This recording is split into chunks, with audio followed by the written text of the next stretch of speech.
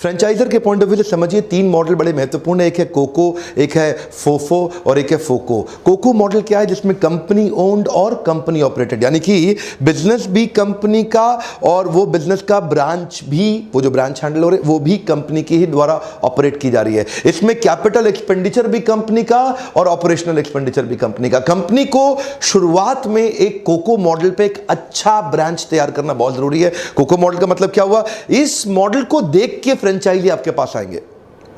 इसकी लोकेशन अच्छी होनी जरूरी है, इसकी मैन पावर अच्छी होनी जरूरी है, इसकी प्रॉफिटेबिलिटी अच्छी होनी जरूरी है, इस पे फुटफॉल कस्टमर का अच्छा होना बहुत जरूरी है। अगर कोको मॉडल सफल हुआ आपका, यानी कि जो company owned company operated outlet है उसको इतना सफल बना के दिखा दो कि बाकी फ्रेंचाइजी देखने आए, देखो यार कंपनी का ये ब्रांच है, बहुत नोट छाप रहे हैं, चलो मैं भी आपके साथ जुड़ जाता हूं। एज अ फ्रेंचाइजर आपको कोको मॉडल पे शुरू में 2-3-4 ब्रांचेस को बहुत अच्छा बिल्ड करना, प्रॉफिटेबल बनाना, उनके बुक्स ऑफ अकाउंट्स को क्लियरली ट्रांसपेरेंट रूप से प्रोजेक्ट कर पाना बहुत जरूरी है। अगला मॉडल है फोको। फोको क्या होता है? ये फ्रेंचाइजी ओन्ड है, यानी कि कैपिटल एक्सपेंडिचर फ्रेंचाइजी करेगा और कंपनी ऑपरेटेड है। इसका मतलब आपको चलाना है लेकिन इन्वेस्टमेंट कोई और कर रहा है। आपको फायदा क्या है? कैपिटल एक्सपेंडिचर फ्रेंचाइजी करेगा और ऑपरेशनल कॉस्ट, ऑपरेशनल एक्सपेंडिचर और कंपनी को चलाना वो आपकी जिम्मेदारी, क्योंकि आप मास्टर फ्रेंचाइजर हैं। ये कब कामयाब होता है? ये तब कामयाब होता है जब आपको लगता है कि स्पेशल एक्सपर्टीज, स्पेशल स्किल कोई और नहीं करे, आप ही चलाएंगे।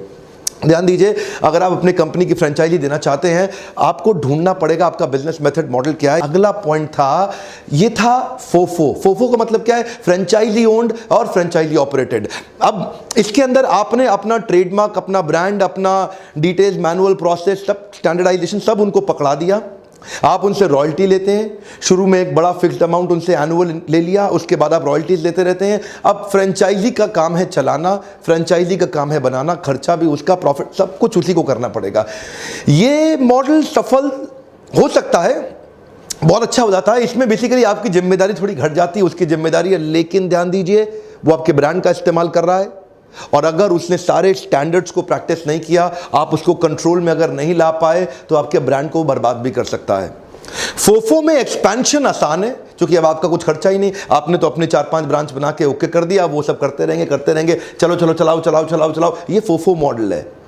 लेकिन फोफो मॉडल में रिस्क काफी ज्यादा होता है, उसमें कंट्रोल्स बनाए रखने बहुत जरूरी है। तो फोफो भी सक्सेसफुल, देखिए कौन सा आपके लिए चलेगा वो डिस्कशन का मुद्दा है, लेकिन मॉडल अलग अलग हैं।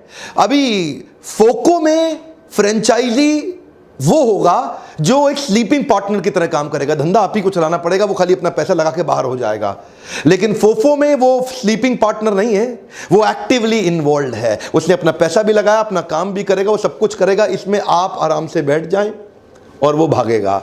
अलग अलग मॉडल है, हर एक के फायदे नुकसान है।